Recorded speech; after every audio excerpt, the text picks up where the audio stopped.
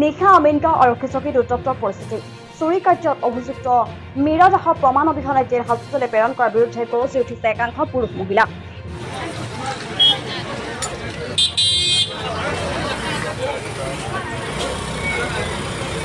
বিগত দুদিন ধৰি IIT গুৱাহাটীৰ সন্মুখত প্ৰতিবাদ কৰিছে মহিলাসকলে। মহিলাসকলৰ স্পষ্ট দাবী, বিনা দোষত অভিযুক্ত হৈছে মীৰা দাস। চুৰি কৰাৰ কোনো প্ৰমাণ অবিহনে কেৱল গৰাকীৰ এজাহাৰ ভিত্তিতে আৰক্ষী আটক কৰিছে মহিলাগৰাকীক। গতিকে আৰক্ষী আৰু গৰাকীৰ পৰা ঘটনাৰ প্ৰমাণ বিচাৰি বিগত 3 দিন ধৰি ঘৰ বাৰী কাম কাজ সকলো এৰিছে মহিলাসকলে। উল্লেখ্য যে IIT গুৱাহাটীৰ ৰিজিত ভৰালীৰ ঘৰত বন কৰা মহিলা হিচাপে কাম কৰিছিল মীৰা দাস নামৰ মহিলাগৰাকীয়ে। IITৰ আৱাসী ৰিজিত ভৰালীৰ ঘৰত কাম কৰিবলৈ গৈ সোণৰ আ-অলংকাৰ চুৰি কৰাৰ অভিযোগ তুলিছে গৰাকীয়ে।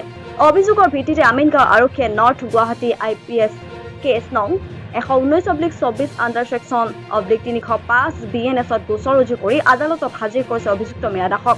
আনৰ ঘৰত বাচন বৰ্তন কাপোৰ কানি ধুই দুবেলা দুমুঠি যোগাৰ কৰা মহিলাগৰাকীয়ে এতিয়া ভৰসা আদালত, কিয়নো অন্য কোনো ধৰণৰ আক্ষেপ পূৰণ কৰিবলৈও গৰাকীয়ে চুৰিৰ অভিযোগ তুলিব পাৰে বুলিও সন্দেহ কৰিছে প্ৰতিবাদকাৰী মহিলাসকলে। মানটো দেখাব লাগে কি চুৰি হৈছে এইটো আমি শুনিবৰ কাৰণে আহিছোঁ, কিন্তু আমাক নেদেখায়। সিহঁতে খালি কৈ আছে আমি তোমাক কিয় দেখাম, কোৰ্টত দেখাম, যি দেখুওৱা আছে কোৰ্টত দেখাম, প্ৰমাণটো কোৰ্টতে দিম। এইটো কাৰণে মানে আমি বাৰ বাৰ আহি আছোঁ, তো আমাকে দম দি দিয়ে পুলিচে। পৰহিৰ পৰা আপোনালোকে কাম কাজ বাদ দিছে, এইগৰাকী মীৰা দাসৰ কাৰণে আপোনালোকে বাৰে বাৰে থানাত আহিছে, এতিয়া কি কৰিম বুলি ভাবিছে? এতিয়া ভাবিছোঁ যেতিয়ালৈকে মানে মীৰা দাসক নেৰে আমি কামত নাযাওঁ, সেইটোৱে ভাবিছোঁ চবে। মানে IITৰ ভিতৰৰ আৱাসীসকলৰ নাযাওঁ নাই, আজি তাৰ লগত কৰিছে, কালি যে আমাৰ লগত নকৰে সেইটোতো কোনো বিশ্বাস নাই। কাৰণ আগতেও এনেকুৱা হৈছে IITতে, কোনোবাৰ হাতত ডালি ঢালি দিছে, কোনোবাই এনেকুৱা কৰিছে, কেছ দিছে, মালা লৈছে, কাণৰ লৈছে, এইবিলাক কৈ ফোন লৈছে, এইবিলাক আগতেও কেছ দিছে। আপোনালোকৰ ধাৰণা মতে কি মীৰা দাস চুৰি কৰা নাই? কাৰণ সিহঁতৰ লগত আমি যদি 2000 টকা এটা খোজোঁ, সিহঁতে ATMৰ পৰা উঠাব লাগে, তেতিয়া আমাক দিব পাৰে। কিন্তু 4 লাখ 3 লাখ টকা সিহঁতে কি উঠাই কিনি ঘৰত ৰাখি দিছিলে, পোৱা নাই ঘৰত। নাই নাই, আমি আকৌ গাঁৱৰ মানুহ, আমাৰ ঘৰৰ ওচৰত মানুহ, আমি ভালকৈ চিনি পাওঁ, তাক সি চুৰি কৰা নাই।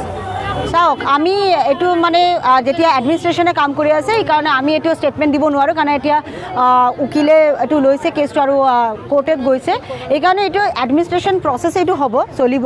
কিন্তু তাৰ কাৰণে যে বেলেগ মানুহ যে চাফাৰ কৰিছে সেইটো বন্ধ হ'ব লাগে, এইকাৰণে আমি মীমাংসা কৰিবলৈ আহিছিলোঁ, কিন্তু মীমাংসা নহ'ল আৰু ব্যাপাৰটো আৰু বঢ়িছে।